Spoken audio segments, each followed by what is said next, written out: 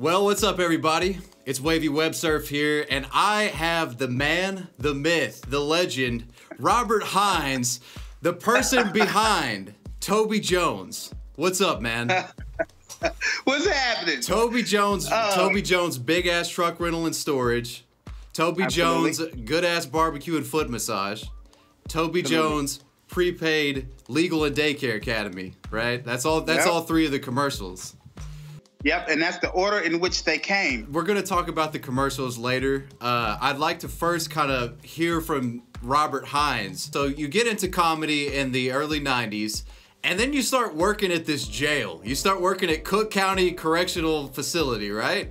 Absolutely. So was this, what was up with this? Was this just something to finance-wise, or like why did you start working at the jail? I'm from a working class family, right? And my father was not feeling me being out all night doing, you know, my father has really weird morals. Like, he's a super moral dude, but he likes to fight.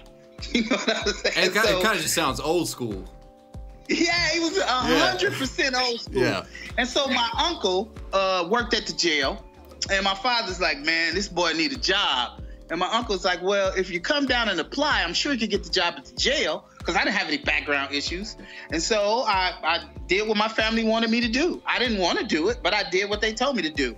You quit the prison in 2003, is that correct? Yeah. It was a jail. It's a different jail. Yeah, sorry. Yeah, jail. My bad. From there, what leads you to coming in contact with the Castro Brothers and them pitching this idea for Jones Big Ass Truck Rental and Storage? How I read online that you did a show at a coffee joint that like doubled as a venue. Is that correct? Yes. And these two, man, I will work anywhere. I'll work in a phone booth if you call me. And so they were in the coffee house, and they were a sketch comedy group, and I thought they were pretty funny. It was like 8 guys on stage, and they seen me somewhere else. I want to say it was at the Lakeshore Theater. And we had met at that coffee house, and they see me at the Lakeshore Theater or somewhere else I was working. And they was like, listen, we got this character that we can't make work, and we'd like for you to try. I was trying to help them out, so I did the character. And to my surprise, we did it like in November or something. Yeah. No, we did it in the summertime. And they didn't finish editing it till November, until around Christmas. Yeah. Yeah. So did the Castro Brothers, I know like they already kind of had the idea for the character. Did they come up with the name, or was that you that came up with the name? They came up with the name, they came up with the character, they came up with all of that. And when we started shooting, they wanted me to do some things I didn't want to do. Like what? So a lot of the time, like it's one part of the first video, truck rental, where I'm standing in front of old ass, raggedy ass Firebird. Yeah, the Firebird. They say Dukes of Hazzard. Yeah. Yeah. It had T-tops, and it's in this big ass yard with a bunch of shit in it that we just played with. And they was like, get in the car. I'm like, I'm not getting in that that car got all type of rusty shit, and I ain't finna get in that car. So I was like, just turn the camera on. And they just turned the camera on and they let me go. And that happened a lot. Like, they would write stuff and we would look at it, and I was like, okay, just turn the camera on. And they would turn the camera on and we just start riffing. Yeah. And then they would give me ad-libs like while we were riffing. Like, it was a hell of a collaboration. Like, the funniest joke in that whole video to me was their joke. And it's the one where I'm talking about, I'll store it for you, and then I push this shit down the stairs. And push the you talking about when you push the box over and all that metal shit falls out of it? Yeah. It's like a long shot too. There's like way more stuff in that box than you think would be in there. How did you guys find the lot? Did you guys have to like rent this shit, or did you just show up at it and did your thing? Like, do you know who owned it? What's up with like how you got there? It was a musician's flop house. Like, a bunch of different musicians and artists lived in this abandoned ass looking building. I don't know who owned it. I don't know any of that. So someone lived there. One of the guys lived there, and he was like, yeah, we can shoot at my spot. And we went in there, and it was like a bunch of little rooms where different people lived, but it wasn't original. It was like, it might have been a meat packing place or something like that. So the phone number that displayed on screen, that was your personal cell phone number. Is that true? No, it wasn't my cell phone. What it was the big dog guys. The Castro guys. They bought. At the time, people were buying these like burner phones. Like you could just turn them on and then they instantly would work. Yeah, like a track phone. And exactly. That's exactly what it was. Yeah. It was a track phone. And the track part was spelled regular, but the phones part was spelled F-O-N-E. Yeah, they tried to get funky with it. Yeah. And then and they gave me the phone, and my wife is not she is a sweetheart, but when she gets tired of some shit, she's tired of it. And the phone wouldn't stop fucking ringing. Like it rang all the time, and I would answer calls for hours. You actually would take your time out of the day and answer and fucking talk to these people. Absolutely, because I want to be in touch with the people. So I was like, and people would ask me really weird questions and shit, and they want to store shit that was illegal. And at the time, I would have a motto. Like if they call me and ask me, I got a body I want to store. And I was like, look, I don't want to know. I tell you which unit to put it in. No questions asked. Yo, so $10.99. That's all you got to pay. Flat rate, no questions asked. All you got to pay. Yeah. Store anything you want. All right, so you guys make that one. Obviously, it blows up. And did the brothers kind of reach out to you like, look, Robert, we got to make another one? Is that kind of how it went down? Absolutely. At the time, it was all 8 of the guys, and we were in my house in my basement, and they was like, look, man, and we were fielding calls as a group. Like we were all on the phone, and I put it on speaker or something. I don't know. However it worked, we were taking calls, and we were having a good time and celebrating having 500,000 hits. Yeah. It was amazing at the time. And then they was like, we got to do this shit again, man. People want to see it again. And as we were all sitting there, somebody said, I can't even remember who it was, but somebody yelled out, what if we did Jones' good-ass barbecue and foot massage? And I was like, fuck, that's amazing. I'm like, hell yeah, because we had a bunch of other ideas. Like it was one where we wanted to use a church and a strip club. Yo, that's gotta be the 4th video. Y'all gotta bring that one out, man. And so when we taped the second video, the beginning of the video, we're standing outside, and it's kind of rainy out. And they had rented 2 costumes, and they had to take them back the next day. And so we couldn't get into the site. Like it was a Harold's Chicken on 119th and West. I did my research. I'm glad I got that right. Was it out of business, or were they letting you like? How did you guys get permission to do it in the store? They used to go to the Harold's a lot. Like Harold's is a staple in Chicago. And they would go to that particular Harold's, and they got friends with the people who owned it. Oh. And they asked them, could they tape in it? And the people was like, yeah, you can come in here and tape, but it'd have to be off hours. So they had to get somebody to let us in. And that person that was supposed to let us in didn't come that day. Yo, it was like they came it was like the middle of the day though. So what was it after? No, this was early in the morning. Oh, I got you. Okay, that makes sense. And I was like, all right, fuck it, let's do something. So the 3 of us are standing together, and we started doing like a can thing. And he was like, sing something, Rob. And I just started singing Jones Barbecue and Foot Massage. Can we get a Jones Barbecue and Foot Massage for the fans? Absolutely. Jones Barbecue and Foot Massage. Jones Barbecue and Foot Massage. Better come down here, get some of this shit. Thank you, man. That's going down in the history books right there. One night I was in bed with the wife, and I'm asleep, and I hear my voice on Sports Center. This is the Steph Curry thing. And I looked up.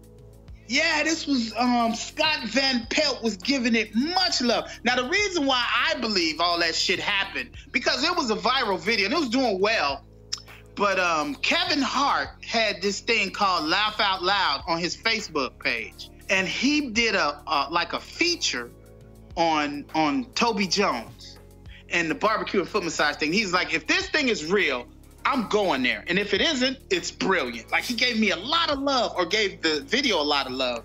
And the next thing I know, Steph Curry is talking about it and doing it before the pregame, before every playoff game.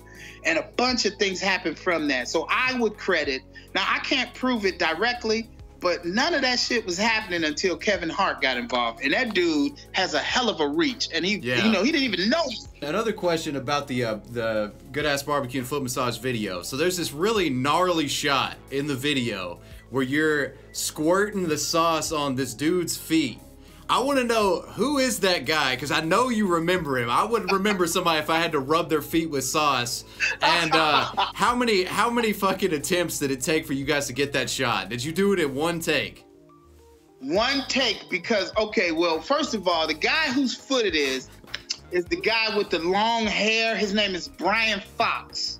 And Fox was just sitting in a chair with his feet up. But here's what's interesting about it and why it only took one take. It was a bunch of shit in that bottle. It was like barbecue sauce and fucking ranch dressing and a bunch of shit. Fucking hydrochloric acid. And none of it was refrigerated, right? Yeah. None of it was refrigerated. So now it's all old and slimy and stinky. And at one point, I'm trying not to dry heat, right? And I go, hey, man. And so, like, when we're in the middle of shooting it and I'm ad-libbing and I'm like, don't that shit look great? And then at one point, I was like, hey, cut. I can't do this shit anymore.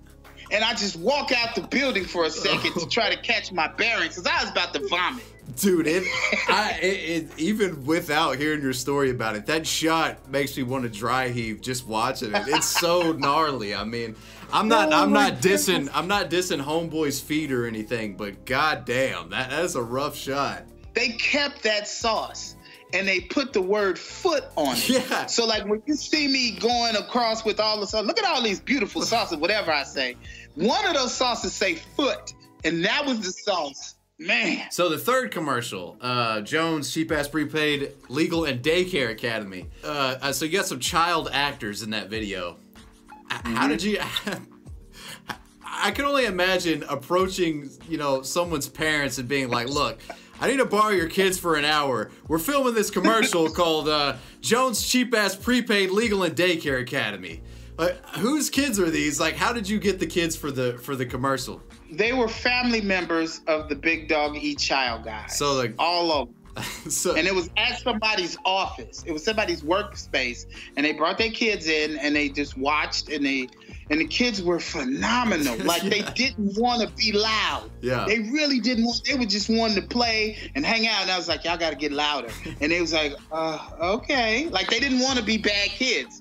But we just kept letting them do. And then the one little girl, she was adorable, man. She was incredibly cute. And she came in at the end of one of the sections and just hit me with something. And it was funny because she didn't want to do it. It was just That is sweet. So with that one, the phone number that's on screen with that one, it still actually works. Yes. I gave it a call while I was making my video, and it's got this, this little fucking voicemail from you on there. So the Big Dog Eat Child guys, I guess they still have a working track phone with that one. They still have phones that I guess it might be. I don't know what phone it is, but from time to time they access the messages, and they used to make videos with just messages on it, but they stopped doing that. But that's what they did, and then we had another video that we shot after that one. Was called Jones Big Ass Sizzle Reel. Yeah, that's kind of where I wanted to go next. So you eventually moved from Chicago to LA, and you're still in LA now, right? Mm-hmm. And you guys were trying to get a show based off of Toby Jones developed. Is that correct? Absolutely. So yes. What was, can you elaborate on kind of like what you guys had in mind for the TV show or whatever kind of, platform you were wanting to do it on? What happened was we got with a production company and partnered with them, and we made a pilot. Oh, so there's an episode somewhere in the vault. There's an episode somewhere in a vault that we can't get to because we partnered with somebody else and they kept it. And it's called Toby Makes $1 Million. Okay. And it's a situation where every week Toby was going to open up a new business and sell a few items and then go to the next business. Yeah. And the first item that we made was something called It was water. It was bottled water. Now, here's the thing. When those people picked what they picked, because you give them a list of stuff and then they pick one, they try to pick the hardest shit to make funny. Like, they want to see how good you are at this. So it's really hard to just make water funny. Yeah. However, we found a way, and it was hilarious. And I think we sold the pilot to MTV2. Okay. And they were about to create a show based on the pilot. And then they fired everybody who was at MTV2.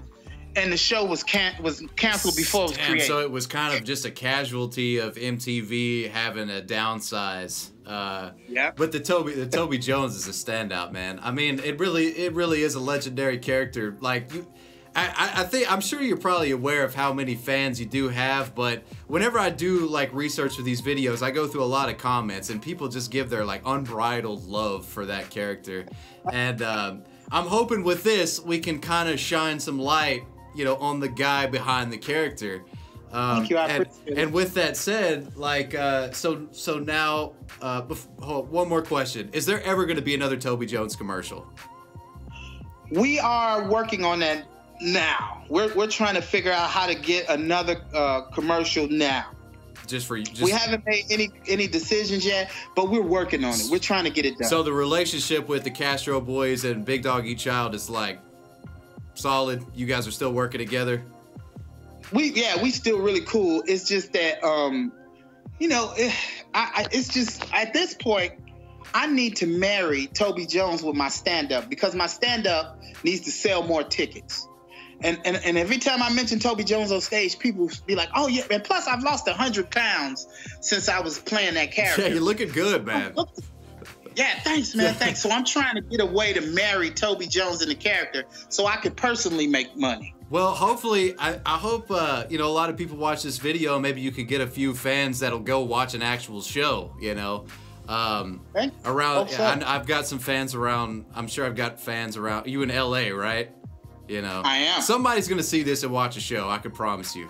Well, at this point, we're just releasing videos of me doing stand-up in little increments to get people to, you know, to know that I do stand-up. Because a lot of people don't know me and that guy are the same guy. Yeah, we need to, you know, like you said, you got to get the name sort of congruent to where, you know, you obviously don't want to be going around with a fake name of Toby Jones. You want to be Robert Hines, but also have the same appeal that people sort of sync with on the Toby character.